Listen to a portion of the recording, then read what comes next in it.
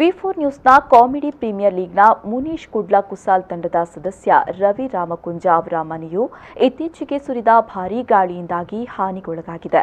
ಬೃಹತ್ ಗಾತ್ರದ ಮರದ ರೆಂಬೆಯು ಮನೆಯ ಮೇಲೆ ಉರುಳಿ ಬಿದ್ದಿದ್ದು, ಮನೆಯು ಸಂಪೂರ್ಣವಾಗಿ ಹಾನಿಗೊಳಗಾಗಿದೆ. ವೇದಿಕೆಯಲ್ಲಿ ಎಲ್ಲರನ್ನ ನಗಿಸುವ ಈ ಅಪ್ರತಿಮ ಪ್ರತಿಭೆಯ ಹಿಂದೆ ನೋವಿನ ಕರುಣಾಜನಕ ಕಥೆ ಇದೆ. ಇವರ ಮನೆಯ ಆರ್ಥಿಕ ಪರಿಸ್ಥಿತಿಯು ಹದಗೆಟ್ಟಿದ್ದು, ಆರ್ಥಿಕ ನೆರವಿನ ಅವಶ್ಯಕತೆ ಇದೆ.